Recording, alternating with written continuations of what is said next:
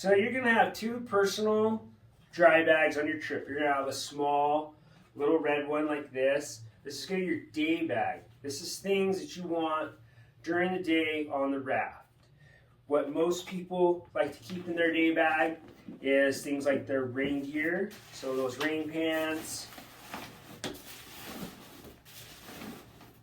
maybe a light layer if the weather looks like it could be a little colder, light layer in there. That rain jacket.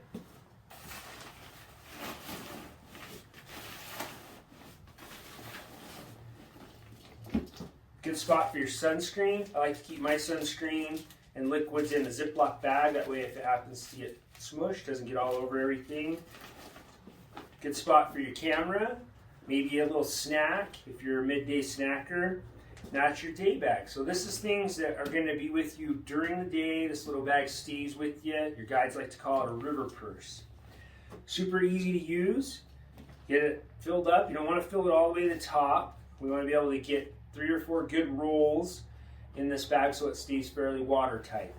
And to do that, I just push all the air out. Roll this black stripe down in. I want to try to get 3, maybe 4 good rolls there. And then this just clips across like that. It's got a little loop that carabiner can hook on there. Put your water bottle on. Now you got your little day purse. Now stay with you on the raft during the days. That's things that you want to get during the day. The next bag you're going to get, next personal bag, is going to be a little bigger. This can be your overnight camp bag. These are things that you cannot access during the day unless it's an emergency. So this is your camp clothes, sleeping bag, pad, pillow, those type of things. Similar process. We open that thing up. If you rented a sleep kit from us, your sleeping bag, pillow are going to be in here. Your pad and your tent are already going to be packed with the rest of the trip, and you won't see those till you get to your first night's camp. So I usually like to take my pad. I'm going to put it inside the bag and kind of open it up around the outside edge. So it holds that bag open.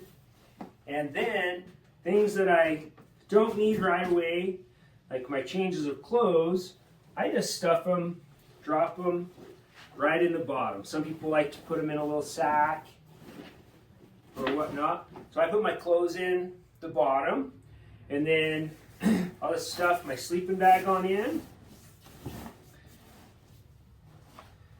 and pillow in there.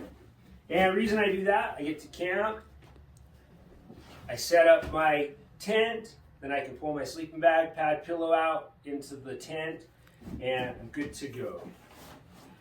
This one, similar as the day bag. I don't want to fill it all the way to the top. I want to be able to get some good rolls. So this is watertight. So I'm going to squeeze all that air out. You see I'm pushing down on it. Get as much air out as possible.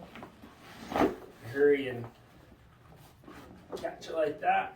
And then this black line, I want to get 3 or 4 good rolls. In that day bag, it clipped over the top. This one has clips down the side.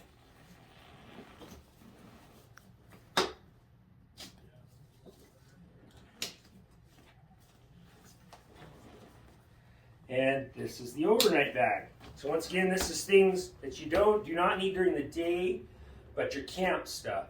So off of that pack list, kind of think about the items you're going to want during the day. Those will go in the small day bag. Things you want at night are going to go into the overnight bag. One suggestion, if you have medications that are life-saving, you want to probably put half in your overnight bag, half in your day bag, kind of split those up if they're life-saving medications. Any liquids I like to put in a Ziploc bag so that they don't explode and get all over my clean clothes, and you should be good to go.